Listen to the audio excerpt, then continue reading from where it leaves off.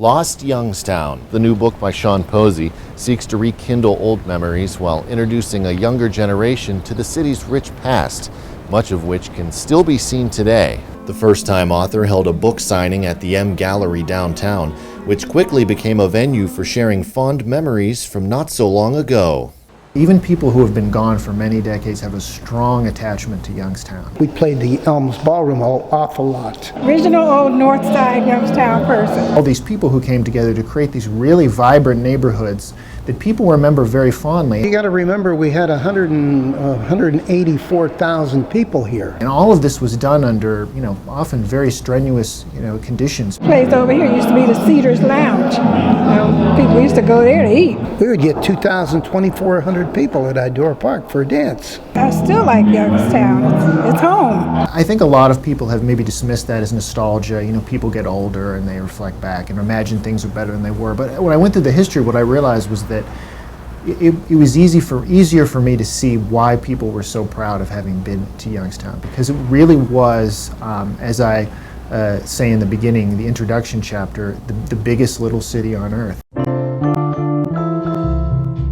Youngstown represented the crossroads of the Midwest. I decided to make the book a kind of an overview of the many different parts of the city that made Youngstown what it is. Such as the old Republic Rubber Company on Albert Street, the remnants of which can still be seen today. And at first they produced a whole wide variety of things, including one of the first non-skid tires ever made. The Aeroquip Corporation was the last company that owned it, closed it.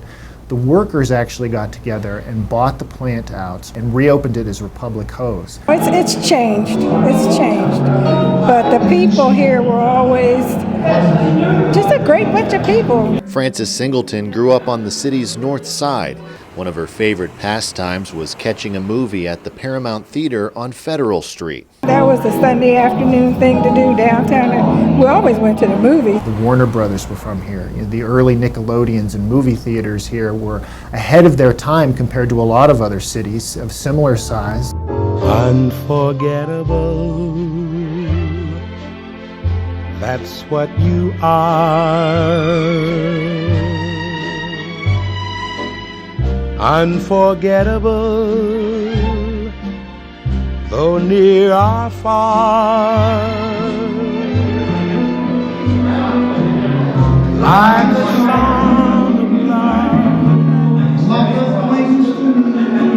love. If you ever attended a dance in Youngstown, chances are Mike Roncone played in the band. He says one of his favorite venues was the Elms Ballroom, which was up here on Elm Street in the part of Youngstown State. Of course, it wasn't part of Youngstown State then, it was a ballroom. Right. They had a number of big acts, James Brown and people like that, Jackie Wilson. Youngstown is such an important city in American urban history, despite the fact that it was never really a terribly large city, 170,000 people at one time, but it kind of punched above its weight. We had all the playgrounds and the schools and the swimming pools, and Youngstown was a fun place. The east side, the west side, everything's changed here now. Every time you lose, 60, 70,000 people in population, there's going to be a price to pay. Well, I think that Youngstown's history is much richer and more vibrant than even I realized, and I had already knew quite a bit about it, and more so than I think a lot of people recognize today. Now I think I'm seeing things that is changing. It's a better place. City planners today and young people who are trying to revitalize the downtown and trying to revitalize the neighborhood, I think if they read this book, it'll give them a stronger sense of place and maybe even a stronger sense of purpose going forward, to look back, not just look back and say, oh, look at all the things we lost, but look back and say, you know what, this area has a lot of reasons for justified pride in its past. Unforgettable too.